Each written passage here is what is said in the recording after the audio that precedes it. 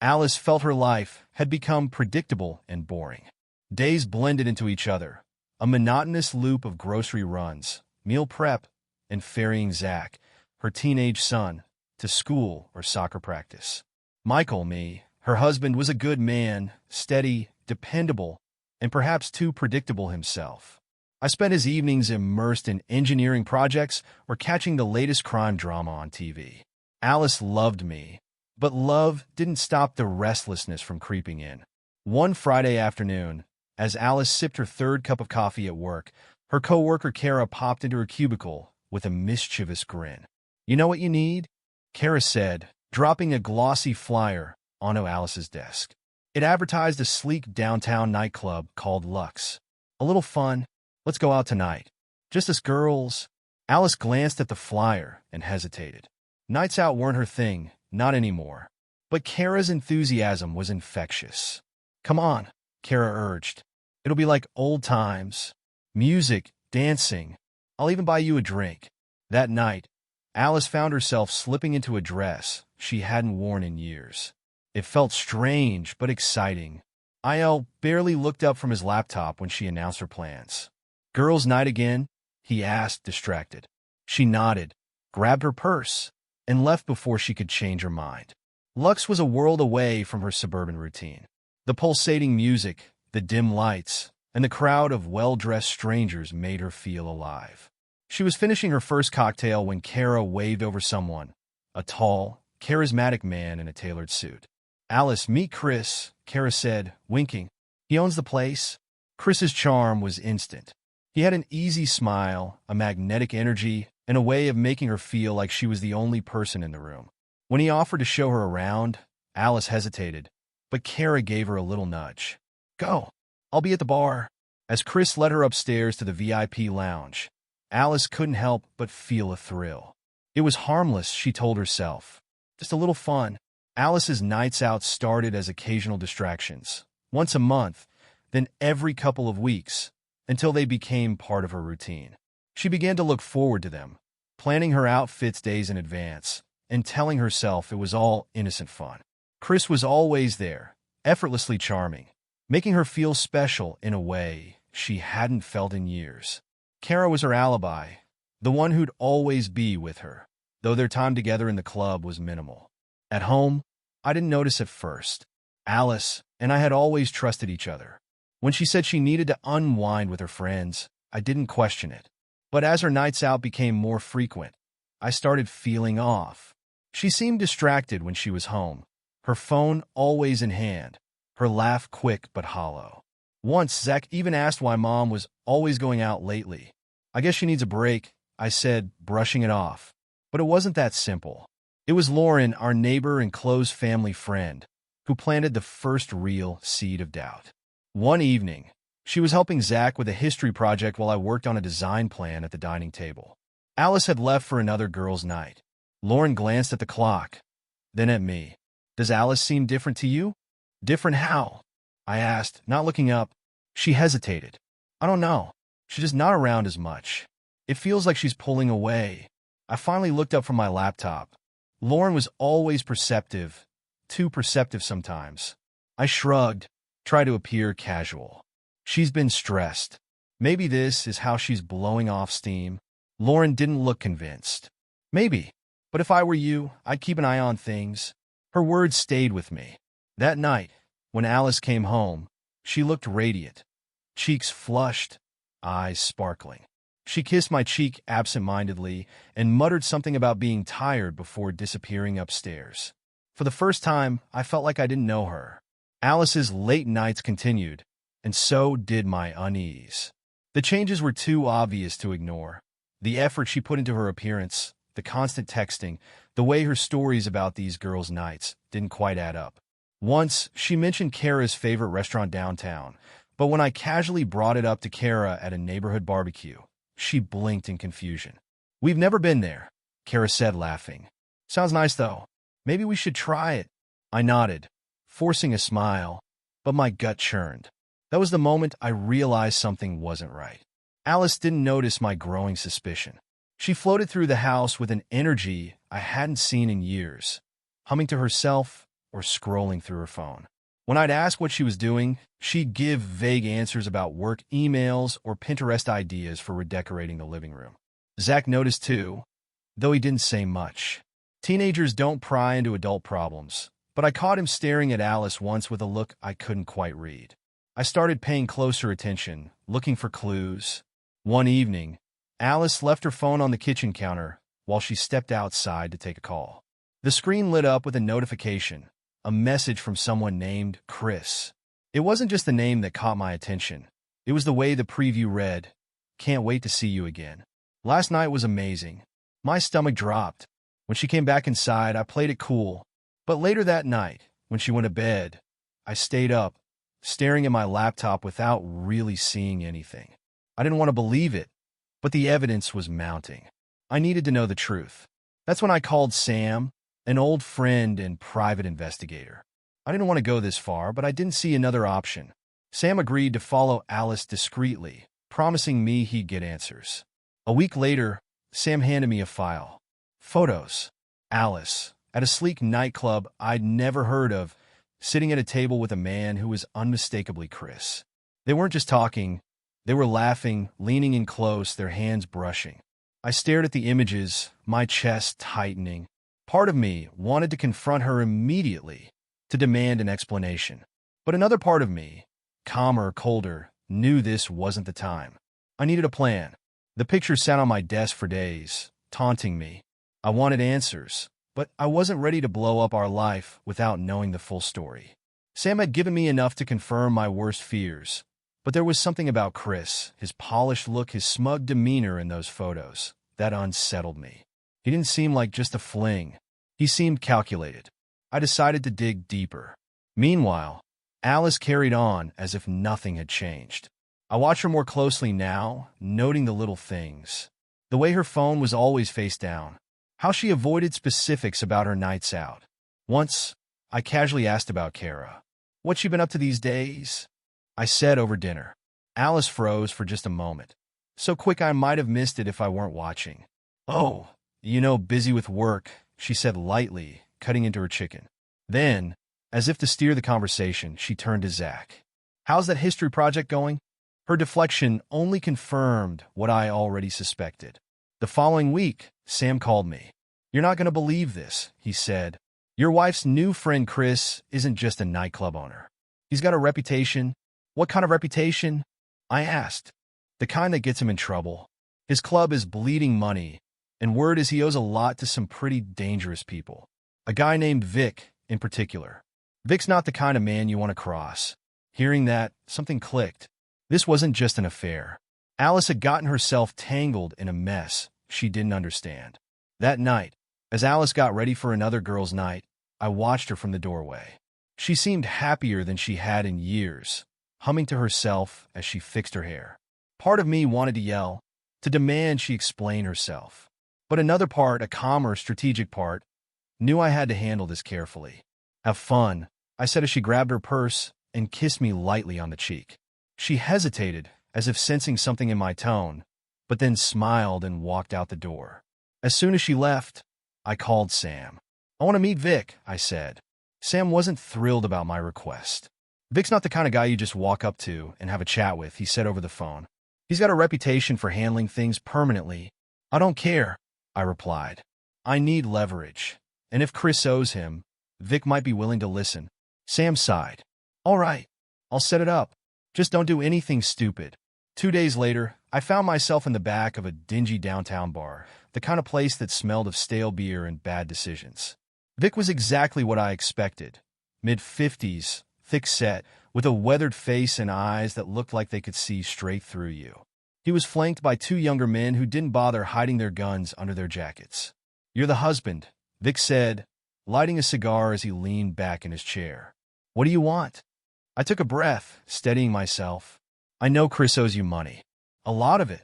I want to make a deal. Vic raised an eyebrow, amused. A deal? And what do you have that I'd want? Information, I said. I know Chris is seeing my wife. He's using her to keep his business afloat, or at least give the appearance that he's still on top of things. My wife doesn't know what she's caught up in, but I do. If you want to get your money, I can help. Vic studied me for a long moment, puffing on his cigar.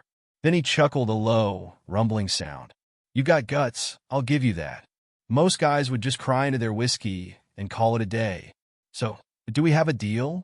I asked, keeping my voice steady. Vic leaned forward, the amusement fading from his face. Here's the thing, Michael. Chris owes me a lot of money, but he's also a useful guy. Getting rid of him? That's messy. If I get involved, it's because I think you can deliver something worthwhile. So tell me, what's in this for me? I hesitated, but only for a moment. Chris is bleeding money, right? His club is failing, and his reputation is shot. I've got connections in the city's zoning and permitting offices. I can make sure his business gets buried under red tape faster than he can blink. You'll get your money back, and I'll get him out of my wife's life. Vic smiled, his teeth flashing in the dim light. Now we're talking. All right, Michael. You give me what I need, and I'll make sure Chris gets the message loud and clear. That night, as I drove home, I felt a strange mix of relief and unease. I wasn't proud of what I'd just done, but this wasn't about pride. It was about protecting my family and maybe salvaging whatever was left of it. When I walked through the door, Alice was already asleep. I stood there for a moment, watching her. She looked so peaceful, so innocent. But I knew better now. I wasn't done. Not yet. The days that followed were tense. Alice carried on as if nothing was wrong, but I could feel the distance between us growing wider. Every time she left the house for one of her girls' nights, I fought the urge to confront her. But I wasn't ready yet. Not until the trap was fully set. Sam came through on his end, working quietly to dig deeper into Chris's failing empire. The more we uncovered, the clearer it became. Chris wasn't just in debt. He was drowning. The nightclub, Lux, was barely scraping by, and his creditors, led by Vic, were circling like sharks. Chris had been using Alice, among others, to project an image of power and stability, hoping to buy himself time. I felt a grim satisfaction knowing his time was almost up. Underscore underscore underscore underscore underscore underscore underscore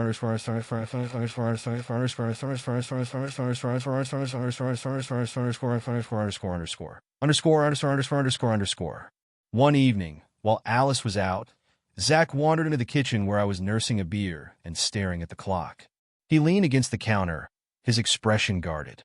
"Where's Mom?" he asked. "Out with friends," I said, keeping my tone neutral. Zach shrugged, but there was a tension in his posture. "She's been doing that a lot lately." I nodded slowly, debating how much to say. "She has," I admitted. "You okay?" He looked away, fiddling with the edge of his sweatshirt. "I guess. Just feels weird, you know?" I wanted to tell him everything, but I couldn't. Not yet. Instead, I ruffled his hair and said, "Don't worry about it, kiddo. I've got it under control." He didn't look convinced, but he let it drop. A few nights later, the trap sprung. Vic made his move, calling in Chris's debt with a ruthlessness that left no room for negotiation. As part of our arrangement, I ensured the city's zoning office flagged Lux for multiple violations: unpaid permits, fire hazards, noise complaints. The club was shut down within 48 hours. Chris was cornered. Alice came home that night, looking disheveled and unusually tense. She didn't offer her usual breezy excuses. Instead, she poured herself a glass of wine and sat at the kitchen table, staring into space. I watched her from the doorway, wondering if she'd tell me the truth. When she finally spoke, her voice was quiet. "Michael, have you ever felt like you've lost yourself?" I raised an eyebrow. "What do you mean?" She sighed, swirling the wine in her glass. "I don't know. I've just been thinking a lot lately. About life, about us, about whether this is enough." Her words cut deeper than she realized. I wanted to tell her what I knew, to demand answers, but instead, I kept my voice calm. "You're the one who decides what's enough, Alice. But if something's missing, you owe it to me and to Zach to be honest about it." She looked at me sharply, but then her gaze softened. "You're right," she murmured, but she didn't elaborate. The next day, Sam called with an update. "Chris is scrambling. He tried to smooth things over with Vic, but that didn't go well. He's desperate. My guess? He'll run." It was time. That evening, I told Alice I wanted to take her to dinner. She seemed surprised but agreed, perhaps sensing the underlying tension. We went to her favorite restaurant, the one she always mentioned but hadn't visited in months. Over appetizers, I laid the first card on the table. "So," I said casually, "how's Kara doing? Still your wingwoman on these nights out?" Alice froze for a fraction of a second before plastering on a smile. "Oh, Kara, always full of energy." I nodded. "Interesting, because I ran into her the other day. She mentioned she hasn't seen you in weeks." Her fork clattered on her plate. "Michael," I held up a hand. "Don't. Not here. Let's finish dinner. Then we'll talk." Her face paled, but she didn't argue. We drove home in silence. When we walked through the door, I gestured for her to sit in the living room. She looked at me, her eyes wide and fearful. "What's going on?" she asked. I reached into my bag and pulled out the file Sam had given me, tossing it onto the coffee table. This is what's going on." She stared at the photos, her face draining of color. "Michael, I can explain." "You'd better," I said, my voice cold. "And make it good." Alice sat frozen, her eyes fixed on the photos spread across the coffee table. I leaned back in my chair, arms crossed, watching her carefully. For a long moment, the only sound in the room was the ticking of the clock on the wall. Finally, she spoke, her voice trembling. "Michael, it's not what it looks like." I let out a bitter laugh. "Not what it looks like." "Alice, you're in a nightclub with a man who isn't your husband, holding his hand, leaning into him like you're the star couple of the night. So please tell me what I'm missing." Her hands trembled as she reached for one of the photos. "I didn't mean for it to go this far," she whispered. "It was just, I was bored, Michael. I felt invisible. Chris made me feel alive again." The words hit me harder than I expected. Invisible. Alive. It was like a knife twisting in my chest. "And what about Zach?" I asked, my voice rising. "Did you think about him while you were out, feeling alive? Or was he invisible too?" Alice flinched, tears welling up in her eyes. "I wasn't thinking. I was selfish. She stopped, her breath hitching. "I made a mistake." I stood and began pacing the room, the anger bubbling just beneath the surface. "A mistake is forgetting our anniversary or burning dinner. This is betrayal." Her tears spilled over now, but I wasn't done. "Do you even know who this guy is? Chris? The man you've been sneaking around with?" "Because I do." Her head snapped up, confusion flickering across her face. "What do you mean?" I sat back down, leaning forward so our eyes met. "Chris isn't some charming nightclub owner with a flashy smile. He's broke, Alice. His club's failing, and he owes money to dangerous people. You weren't his escape. You were his cover." She shook her head, as if trying to deny what I was saying. "That's not true. He wouldn't." I cut her off. "He would, and he did. He used you to keep up appearances, to make people think he still had power and influence. And you fell for it." The reality of my words seemed to sink in, and her face crumpled. "I didn't know," she whispered. "I didn't know any of that." "That's the problem, Alice," I said coldly. "You didn't know, and you didn't care enough to find out. You put yourself, and our family, in danger because you were too busy chasing some fantasy." She buried her face in her hands, sobbing quietly. Part of me wanted to comfort her, to take her hand and say we'd figure this out. But another part, the part that felt betrayed and humiliated, knew this wasn't something we could just fix. I stood, grabbing my coat. "I'm staying at Sam's tonight," I said, my voice devoid of emotion. "We'll figure out what to tell Zach tomorrow."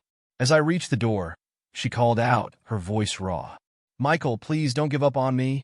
I turned, staring at her for a long moment. "I gave you everything, Alice, and you gave it away for a man who doesn't even care about you." Then I walked out. The next morning, I woke up on Sam's couch, my head pounding from a restless night. Sam didn't say much when I arrived the previous evening. He just handed me a beer, patted my shoulder, and let me sit in silence. It was what I needed. When I checked my phone, I saw a single message from Alice. "I'm sorry. Please come home. We can talk." I stared at it for a long time, my thumb hovering over the reply button, but I couldn't bring myself to type anything. What was there to say? Back at the house, Alice was quiet, subdued. She sat at the kitchen table with a mug of coffee, her eyes red and puffy. Zach was upstairs, his music loud enough to vibrate through the ceiling. A clear sign he knew something was wrong and didn't want to get involved. I set my keys down on the counter and crossed my arms. "Where's Zach?" I asked. Alice flinched at my tone. "In his room. He hasn't said much since last night." I nodded, taking a deep breath. "We need to tell him. Not everything, but enough. He deserves to know why things are different."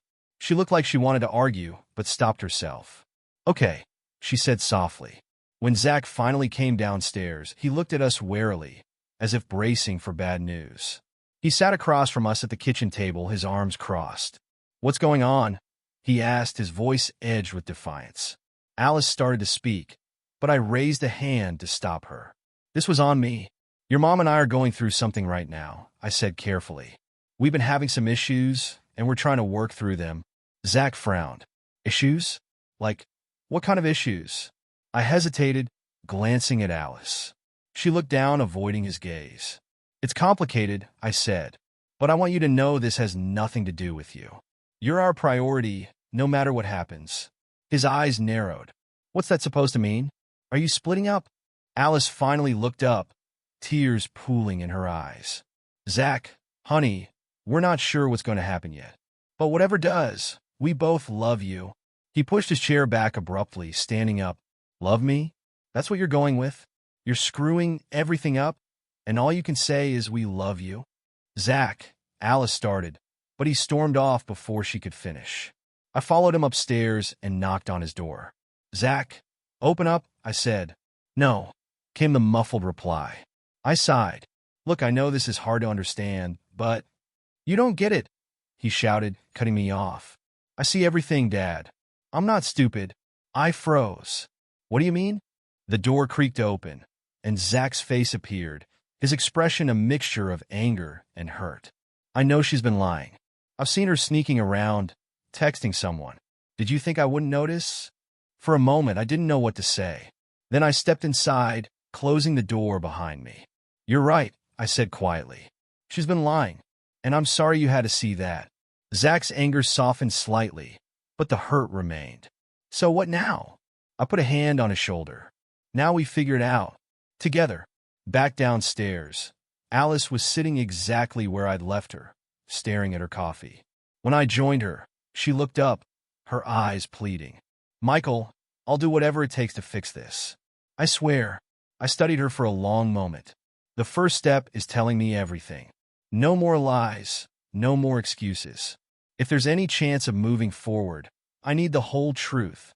She nodded, swallowing hard. "I'll tell you everything."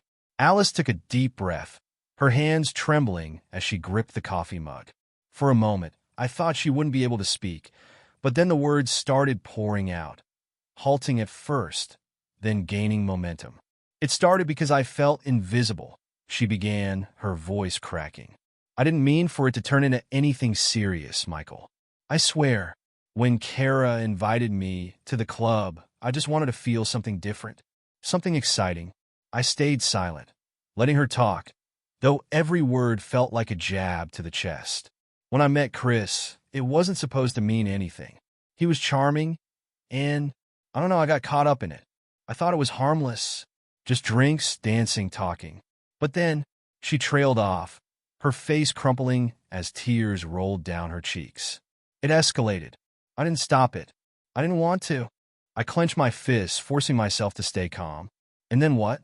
Did you think about what this would do to Zach? To me? Or were we invisible while you were feeling alive?" She shook her head violently, her voice rising. "I didn't think, Michael. I was selfish, and I hate myself for it. But I didn't realize how deep Chris's problems went until it was too late." I leaned forward. "What problems?" Her gaze flicked to me, wary. "He started asking for money. At first, it was small, covering a dinner, paying for drinks. But then he got desperate. He said his club was struggling, that he needed help to keep it running." I bit back the urge to yell. "And you gave him money? How much?" "No," she exclaimed. "I told him I couldn't. I swear, Michael, I never gave him a cent. But he wouldn't stop asking. That's when I realized he wasn't who I thought he was." "You think?" I snapped, unable to hold back my anger any longer. This guy used you, Alice. He played you for a fool, and you let him." She winced, but she didn't argue. "I know," she whispered. "I was stupid. I ended it, Michael. A week ago. I told him I couldn't see him anymore." A bitter laugh escaped me. "A week ago? You mean after he bled you dry and saw the writing on the wall?" She looked away, guilt written all over her face. The truth was out, but it didn't make me feel better.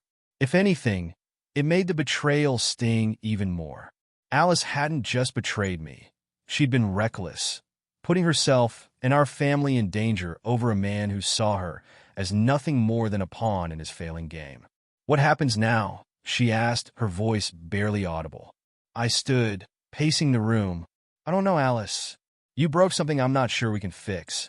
"Michael," she started, but I held up a hand. "Don't," I said firmly. "Don't try to talk your way out of this. I need time to think, to decide if there's even a point in trying to save what's left of this marriage." Her tears flowed freely now, but I couldn't bring myself to comfort her. Not this time. That night, I slept in the guest room, staring at the ceiling and wondering how things had gotten so far off track. Zach didn't say a word to either of us. He'd retreated into his room, his music blasting loud enough to drown out the silence of the house. But silence couldn't drown out the storm in my head. I had the truth now, but it came with more questions than answers. Could I ever trust Alice again? Could I forgive her? And most importantly, did I even want to? The days after Alice's confession were suffocating. The house felt heavy, filled with unspoken words and shared regrets. Zach kept his distance, barely speaking to either of us, and Alice walked on eggshells, trying to avoid triggering my anger. But I couldn't avoid the truth. Things were broken. One evening, I sat with Zach in his room. He finally opened up, his voice laced with hurt. "Why didn't she think about us?" he asked. "You and me, Dad. Were we not enough?" I didn't have an answer for him. "Sometimes people make bad decisions," I said. "It doesn't mean we're not enough. It means they lost sight of what's important." Zach looked at me, his face serious. "Are you staying with her?" "I don't know," I admitted. "But no matter what happens, I'm not going anywhere. You come first." Meanwhile, Vic kept his end of the deal. Chris was out, his club shuttered, his reputation in ruins. Word spread that he'd left town to escape the fallout. Knowing he was out of our lives should have been a relief, but it felt hollow. Alice's betrayal was bigger than Chris. One night, Alice confronted me, her face pale and drawn. "Are you going to leave?" she asked bluntly. I took a deep breath, my heart heavy. "I don't know if I can forgive this, Alice. You didn't just cheat. You lied, over and over. You risked everything we built." Her tears returned, but this time I didn't rush to stop them. "I'll do anything," she said. "Therapy, counseling, whatever it takes." "Therapy doesn't rebuild trust," I said. "That's on you. And I'm not sure it's enough." A week later, I made my decision. I told Alice we needed to separate. "I need space to figure out if I can move past this," I explained. "And you need to figure out what you really want." She agreed, though reluctantly. The pain in her eyes was clear, but I couldn't let it sway me. This wasn't about sparing her feelings. It was about finding peace for myself and for Zach. Months passed. Alice moved to an apartment nearby, and we shared custody of Zach. Therapy helped me process my anger, but forgiveness was harder. Alice tried to prove her commitment, apologizing, staying transparent, but the scars ran deep. Zach and I grew closer during this time. He saw me trying to hold things together, and I saw him growing stronger despite the turmoil. One day he told me, "I'm glad you didn't just pretend everything was okay. That would have been worse." As for Alice and me, reconciliation never came. The damage was too great, the trust too shattered. Eventually, we finalized the divorce, parting ways with a mix of sadness and resignation. She tried to rebuild her life, but our relationship remained a hollow shell of what it once was. Life moved on. Zach and I found a rhythm, building something new from the ruins. And though the past haunted me at times, I took comfort in knowing I'd made the right choice for myself and for my son.